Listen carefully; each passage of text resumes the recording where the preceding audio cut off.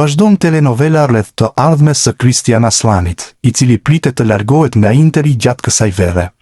Në Itali kanë zbuluar detajet e fundit rreth zërave që e shohin atë duke u larguar së shpejti nga zikaltrit, që e kanë lënë jashtë grupit për turneun përgatitor të verës. Në ditët e fundit është folur gjërësisht për mundësinë e transferimit të Aslanit tek Al Ittihad në Arabinë Saudite.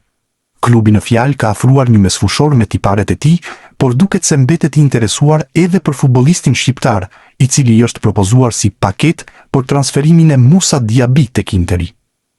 Mediat italiane kanë bërë të ditur sot se ndonse Aslani ka prioritet qëndrimin në Europë, por herë të parë ai është përgjigjur pozitivisht ndaj mundësisë për të transferuar tek Al Ittihad gjatë verës. Kësaj, palët mund të vazhdojnë negociatat për lëvizjen e mesfushorit drejt Arabisë Saudite, ku ai do të ketë mundësinë të aktivizohet rregullisht pas një sezoni ku minutazhi i tij në fushë la për të dëshiruar me skuadra si Torino e Besiktas. Trajneri i kombëtares shqiptare, Rolando Maran, ka folur për aventurën e tij të re në krye të kuqezinëve, duke e cilësuar atë një nga sfidat më të rëndësishme të karrierës. Në një intervistë për l'Unione Sarda, tekniku italian u shpreh krenar që i është besuar drejtimi i Shqipërisë dhe beson se kombëtarja ka potencialin e duhur për të arritur rezultate pozitive në të ardhmen. Maran vlerësoi cilësinë e grupit që ka në dispozicion, duke theksuar se një pjesë e mirë e futbollistëve shqiptar aktivizohen në kampionatet më të forta, veçanërisht në Serie A dhe Serie B italiane. Sipas tij, ky është një tregues i qartë se Shqipëria ka një bazë solide lojtarësh, mbi të cilën mund të ndërtohet një projekt konkurrues. Tekniku italian përmendi edhe disa nga emrat më të rëndësishëm të kombëtares, duke nënvizuar se skuadra ka futbollistë me eksperiencë dhe cilësi, të aftë për të përfaqësuar denjësisht fanellën kuqezi. Shqipëria është një eksperiencë e rëndësishme që, në moshën 62 vjeçare, ndjeja se duhej ta përjetoja. Është një mundësi për të përfaqësuar një popull, dhe për këtë jam shumë krenar. Ekzistojnë të gjitha kushtet për të bërë një punë të mirë. Kemi lojtarë interesant. Shumë prej tyre luajnë në Serie A dhe Serie B. Mendoj për Ramadanin, Gjimshitin, Ismailin, Aslanin, Berishën, Shpendin dhe po ashtu Sherrin. Ernest Muçi është kthyer në një nga emrat më të lakuar në Turqi në vitin e fundit, dhe paraqitjet e tij kanë zgjuar interes edhe jashtë saj. Interesimi nuk ka munguar për futbollistin shqiptar, dhe tashmë Trabzonspori ka vendosur edhe çmimin e kartonit të tij. Sipas mediave turke, pas interesimit më të fundit të Aston Villas, presidenti i Trabzonsporit, Ertugrul Dogan, u ka komunikuar anglezëve se negociatat për Muçin nuk do të nisnin poshtë shifrës së 20 milion eurove, duke bërë të qartë se sa vlerëson kartonin e sulmuesit shqiptar. Aston Villa për momentin është tërhequr, por kjo shifër është ajo që është vendosur nga klubi për çdo ekip që pretendon të sigurojë shërbimet e Muçit, i cili ka qenë një nga zbulimet e sezonit të kaluar në kampionatin turk dhe është kthyer në një nga emrat më të rëndësishëm të Trabzonsporit. Aldiria do të jetë klubi i ri i Berat Gjimshitit. Kapiteni i kombëtares shqiptare e ka kërkuar vetë largimin nga Atalanta, ndërsa u bind nga paga e lartë që do përfitojë në Arabinë Saudite. Atalanta ndërkohë do të marrë 3 milion euro nga kjo lëvizje e papritur.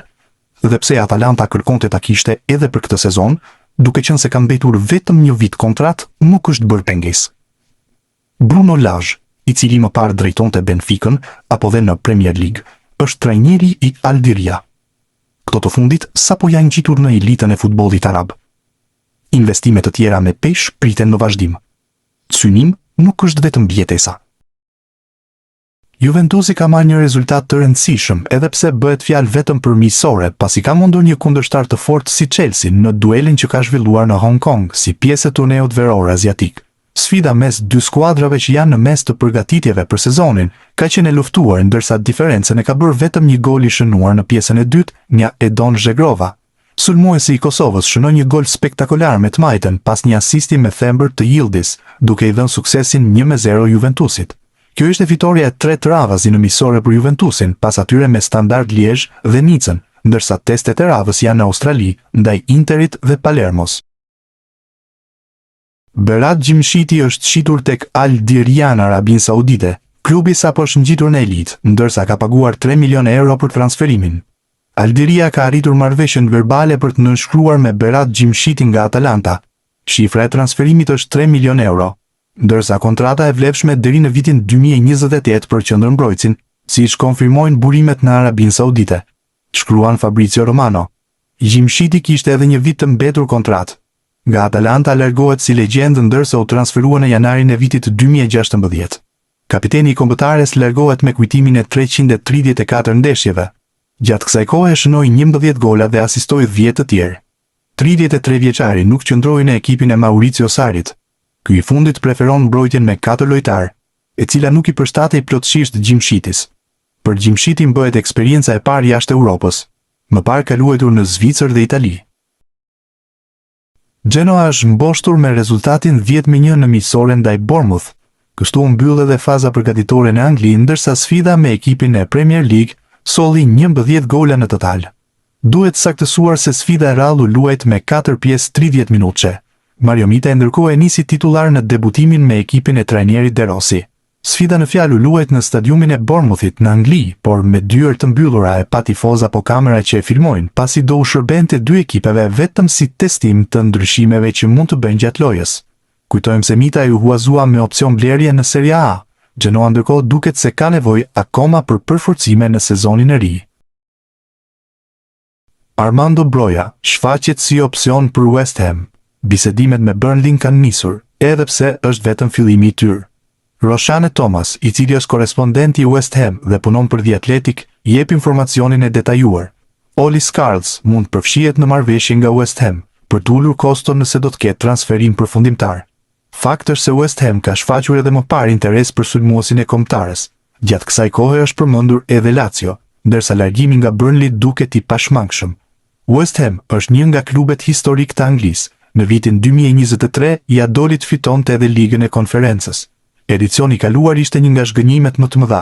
Kjo pasi ra nga kategoria dhe do të luajë në Championship. E ardhmja e Alan Shearrit te Cagliari vijon të jetë e paqartë, ndërsa emri i portierit kombëtares shqiptare vazhdon të qarkullojë në merkaton italiane. Sipas Il Secolo di Cianoves, Spezia po kërkon një portier të ri, pasi pista që qonte te Davide Merelli është komplikuar. Favoriti i momentit mbetet Alessandro Mikai, i cili aktualisht është lojtar i lirë pas përfundimit të kontratës me Reggianën.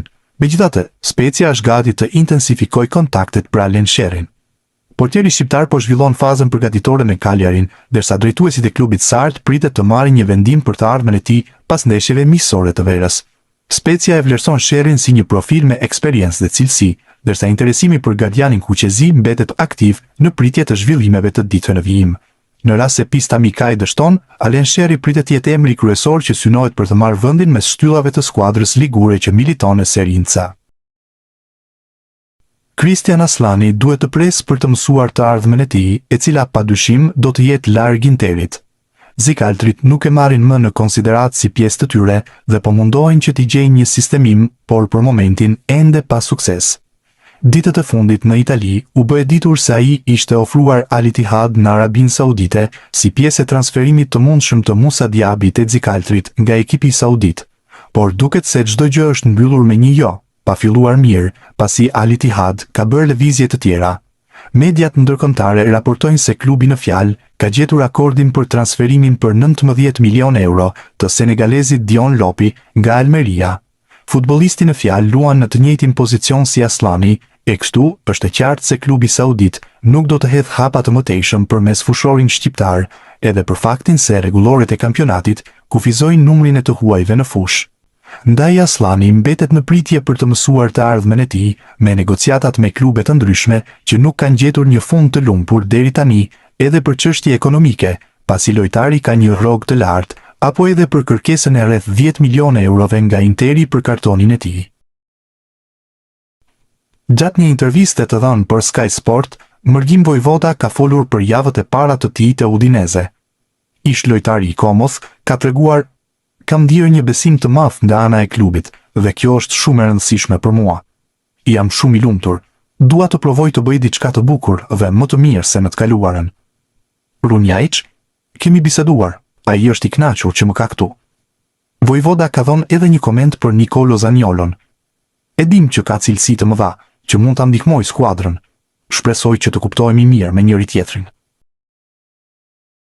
Skuadra e Hajduk Splitit ka humbur 2-1 ndaj Varaždin në ndeshjen e parë të sezonit të ri në elitën e futbollit kroat.